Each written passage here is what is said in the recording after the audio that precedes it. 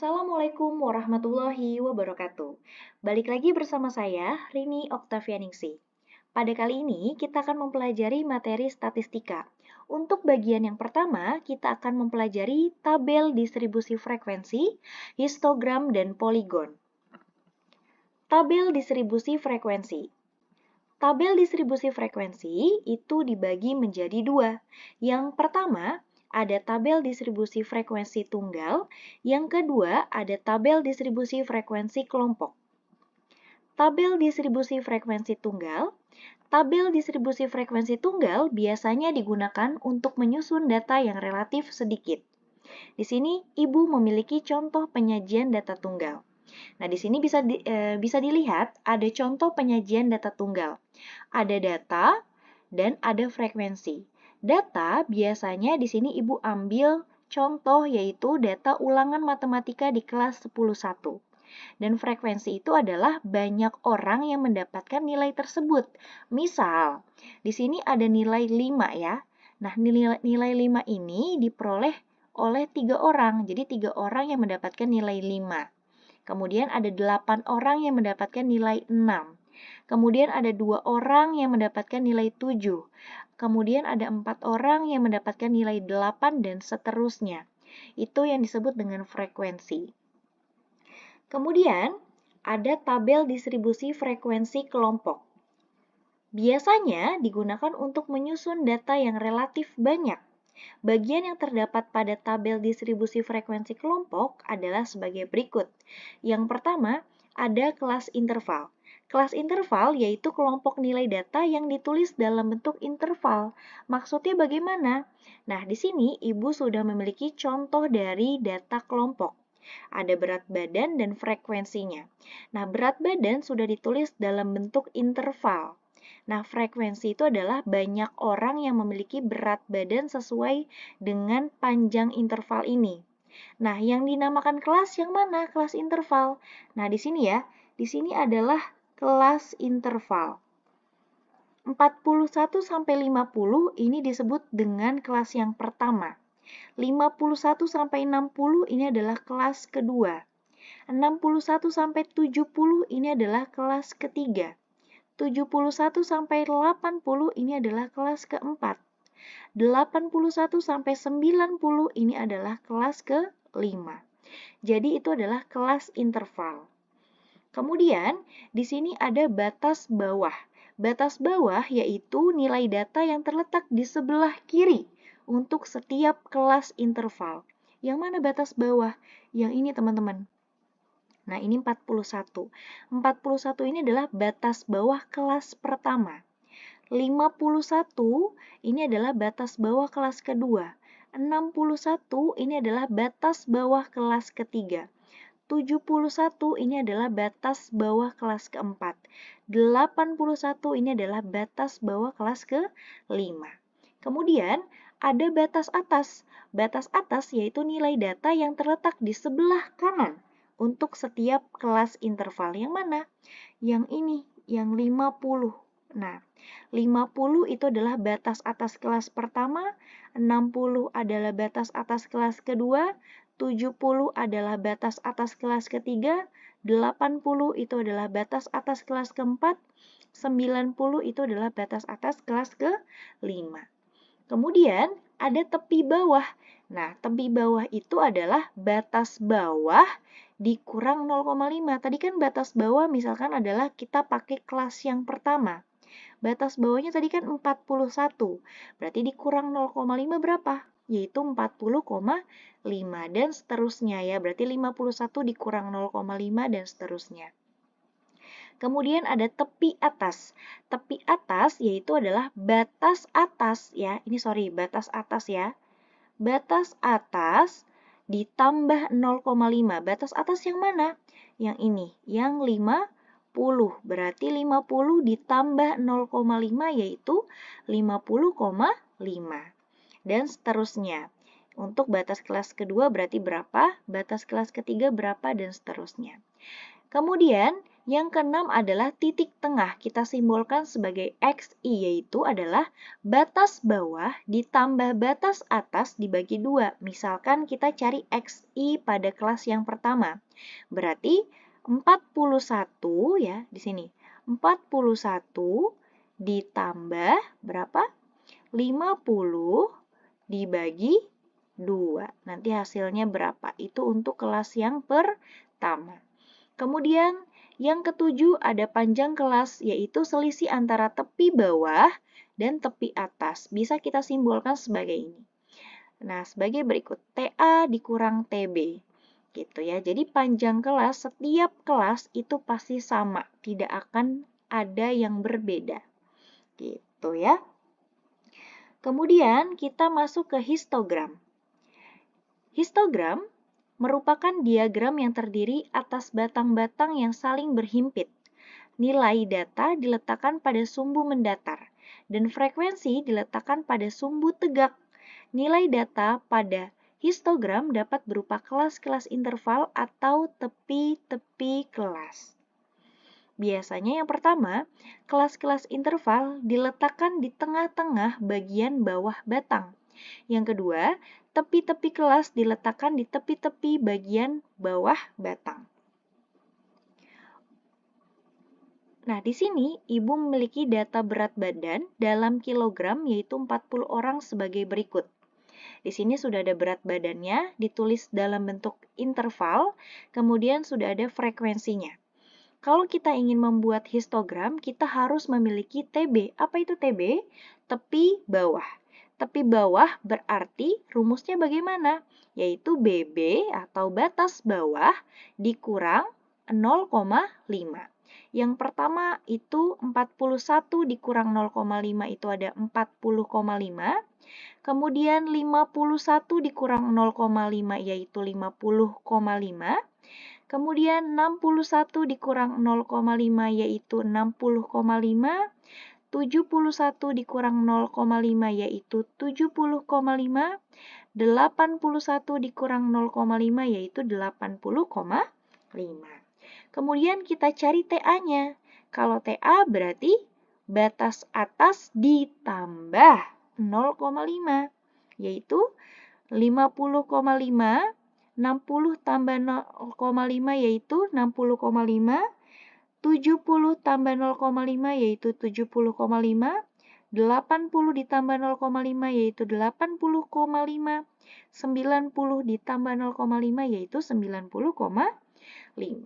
Nah, di sini Ibu sudah siapkan histogramnya ya. Ada tabelnya sudah dalam diagram batang. Nah, di sini, di ujung-ujung sini nih, ini merupakan tepi bawah ya, merupakan tepi bawah. Jadi, yang kelas pertama itu ada 40,5 sampai 50,5. Kelas kedua itu ada 50,5 sampai 60,5. Kelas yang ketiga dari 60,5 sampai ke 70,5. Kelas yang keempat ada 70,5 sampai 80,5. Dan kelas yang terakhir ada 80,5 sampai 90,5. Jadi dia berhenti di sini. Nah, ini biasanya memang dikasih jarak ya teman-teman. Ini menandakan bahwasannya dari 0 sampai 40,5 kayak gitu. Kemudian biar memperjelas bahwasannya ini adalah histogram atau diagram batang, biasanya ditunjukkan dengan garis atau titik putus-putus atau garis putus-putus. Ini 6 intervalnya ya, atau bukan interval, adalah banyak frekuensinya ya, frekuensinya yang mendapat nilai 40 bukan nilai, berat badan 41 sampai 50. Kemudian di sini 9, berarti kan ini kan intervalnya 2 ya teman, 2 terus ya. Berarti 9 ada di antara 8 dan 10. Kemudian 12, kemudian 10, kemudian 3. Jadi ini bentuk histogramnya. Nah, ketika kita ingin membuat poligonnya, ya, itu bisa langsung ketika kita sudah memiliki diagram batangnya. Tinggal kita cari XI-nya atau titik tengahnya. Di sini sudah Ibu siapkan titik tengahnya. Dapat dari mana 45,5? XI itu adalah 41 ditambah 50 dibagi 2. Itu untuk kelas yang pertama, dapat 45,5. Berarti yang kelas kedua yaitu 51 ditambah 60 dibagi 2, dan seterusnya. Nah, di sini tadi sudah ada diagram batangnya. Nah, kemudian XI-nya 45,5-nya kita taruh di tengah-tengah ini, teman-teman. Nah, 45,5, kemudian 55,5, kemudian 65,5, kemudian 75,5, kemudian 70. Oke, di sini harusnya 85,5. Kemudian kita tulis atau kita garis putus-putus di tengah-tengahnya ini, teman-teman. Nah, setiap tengah-tengahnya atau setiap XI-nya kita kasih garis putus-putus. Nah, untuk menandakan bahwasannya itu adalah titik tengahnya. Kemudian, di setiap titik tengah ini kita kasih garis. Nah, seperti ini. Nah, seperti ini. Nah, ya. Itu dia adalah poligon. Jadi yang oranye ini atau ya, yang kekuningan ini adalah histogram, yang merah ini adalah poligon. Poligon ini adalah diagram garis gitu ya. Jadi bisa langsung kita kalau sudah membuat histogram langsung kita buat poligon juga bisa. Gitu ya teman-teman ya. Jadi dari titik tengah ini kita kasih garis putus-putus. Nah, garis di tengah-tengah ini kita hubungkan menjadi suatu garis. Gitu. Oke, kemudian di sini Ibu memiliki contoh soal. Nah, contoh soal, di sini ada data nilai matematika 40 orang adalah sebagai berikut. Ada nilai yang sudah ditulis dalam bentuk interval dan sudah ada frekuensinya.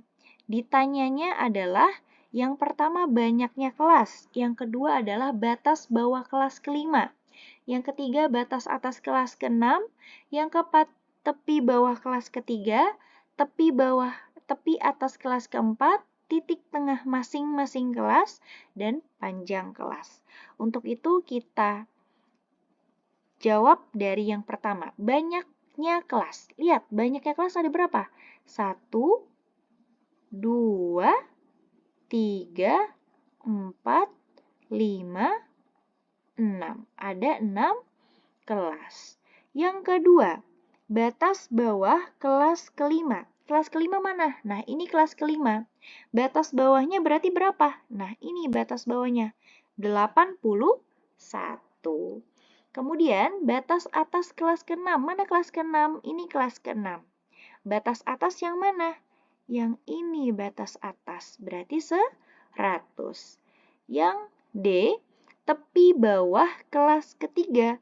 Tepi bawah rumusnya mana? Nah, di sini ya kelas ketiga. Tepi bawah kelas ketiga itu BB dikurang 0,5. BB-nya berapa? Batas bawahnya berapa? 61 dikurang 0,5, yaitu 60,5. Yang E, tepi atas kelas keempat. Kelas keempat yang mana nih? Kelas keempat. Rumusnya apa? Yaitu batas atas ditambah 0,5. Batas atasnya berapa? 80 ditambah 0,5 yaitu 80,5. Yang E, yang F ya. Sekarang titik tengah masing-masing kelas. Kalau titik tengah masing-masing kelas gimana rumusnya? Oke, untuk titik tengah yaitu batas bawah ditambah batas atas dibagi 2. Nah, ini ya rumusnya ya. Sudah Ibu siapin. Tinggal kita substitusikan untuk kelas yang pertama. Berarti gini ya. 41 ditambah 50 dibagi 2 yaitu 45,5. Itu untuk kelas yang pertama. Untuk kelas yang kedua berarti 51 ditambah 60 dibagi 2 yaitu 55,5. Untuk kelas yang ketiga, 61 ditambah 70 dibagi 2 yaitu 65,5. Untuk kelas yang keempat, 71 ditambah 80 dibagi 2 yaitu 75,5. Untuk kelas yang keempat, 81 bukan kelas kelima, yaitu 81 ditambah 90 dibagi 2, yaitu 85,5. Yang terakhir, kelas yang terakhir yaitu adalah kelas ke-6, 91 ditambah 100 dibagi 2, yaitu 95,5. Itu adalah titik tengah masing-masing kelas. Yang terakhir, kita cari panjang kelas. Panjang kelas itu rumusnya apa? Yaitu TA dikurang TB. Kita pakai yang kelas pertama dulu. TA-nya berapa? Berarti TA-nya adalah 50,5 dikurang 40,5, yaitu 10. Ini kita gunakan kelas yang pertama. Sekarang apakah panjang kelas di tiap-tiap kelas itu sama? Kita buktikan. Kita sekarang menggunakan kelas yang kedua. Sekarang kita hitung dengan rumus yang sama.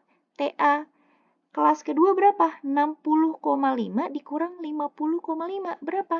10. Ini kita pakai kelas kedua. Jadi pasti panjang kelas di tiap-tiap kelas itu pasti sama. Gitu ya. Nah, sekarang Ibu memiliki latihan soal. Silakan dikerjakan soal berikut dengan baik dan benar.